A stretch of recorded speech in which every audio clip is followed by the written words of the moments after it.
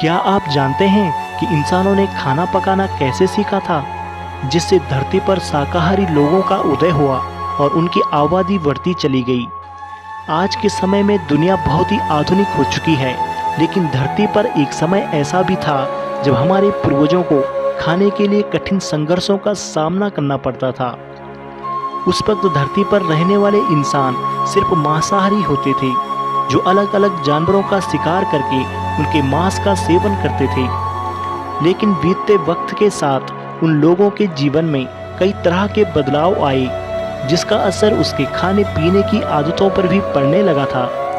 ऐसे में सवाल खड़ा होता है कि आखिर आदि मानव ने खाना पकाने की शुरुआत कैसे की होगी और किस तरह उसमें से कुछ लोग पूरी तरह से शाकाहारी बन गए होंगे। यह एक ऐसा सवाल है जिसका जवाब तलाश करने के लिए हमें समय में पीछे जाना होगा, जहां हमारे पूर्वज कर्मिक विकास की प्रक्रिया से गुजर रहे थे। आज से तकरीबन 1.5 मिलियन साल पहले हमारे पूर्वजों ने 2 पैरों पर चलना शुरू किया, हथियार बनाना और शिकार करने की कला सीख ली थी, जिसकी वजह से वह समूह में रहते थे और बड़े बड़े जानवरों का शिकार किया करते थे। उस समय आग की खोज भी नहीं हुई थी, इसीलिए हमारे पूर्वजों को कच्चा मांस खाना पड़ता था, जिसके लिए ज़्यादा ऊर्जा खर्च करनी पड़ती थी, क्योंकि कच्चे मांस को चबाने के लिए जबड़ों की मांसपेशियों में खिंचाव पैदा होता था। लेकिन आग का आविष्कार करने के बाद हमारे पूर्वजों को काफ़ी सहूलियत हो गई थी।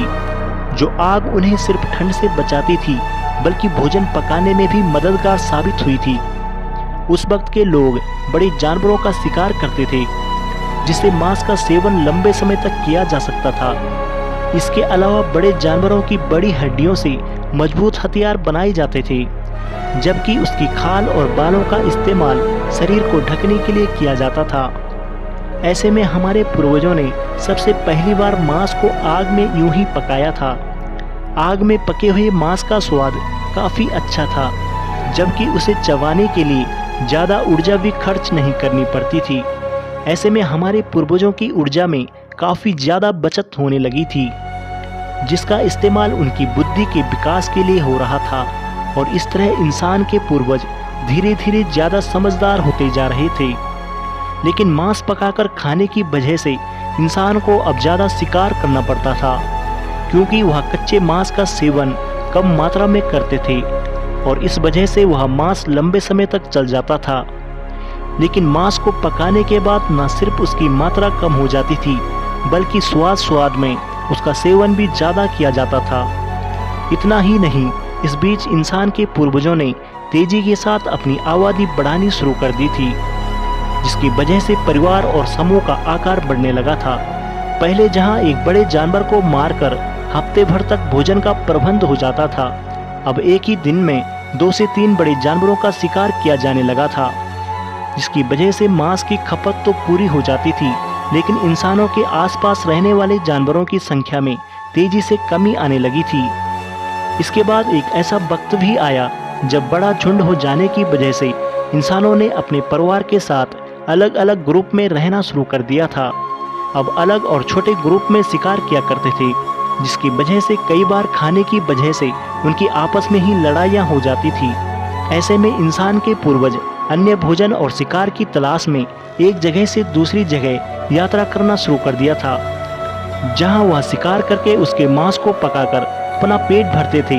लेकिन इस बीच धरती से बड़े आकार के जानवर विलुप्त होने लगे थे, जबकि जो जानवर जिंदा बचे थे उन्हें पर्याप्त मात्रा में भोजन नहीं मिल पा रहा था। उसका असर ये हुआ कि जानवरों के शारीरिक आकार में बदलाव आने लगा था और उनका साइज पहले से छोटा हो गया था, जिसकी वजह से इंसान के पूर्वजों को अब भूख मिटाने के लिए ज़्यादा मात्रा में शिकार करना पड़ता था। लेकिन उस वक्त भोजन के लिए कोई दूसरा साधन मौजूद नहीं था।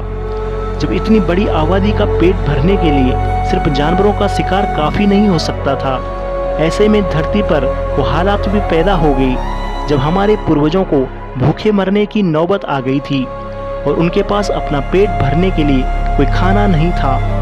उस स्थिति में इंसानों के पूर्वजों ने जंगली पेड़ पौधों में उगने वाले फल और वनस्पति का सेवन करना शुरू कर दिया था, लेकिन उनकी मात्रा इतनी ज़्यादा नहीं थी कि पूरी बस्ती या समूह के लोगों का पेट भरा जा सके।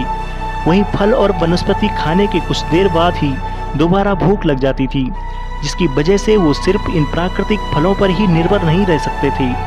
लेकिन इन पेड़ पौधों और फलों को देखकर हमारे पूर्वजों को खेती करने का आइडिया मिल गया था, जिसकी वजह से धरती पर पहली बार खेती की शुरुआत हुई थी।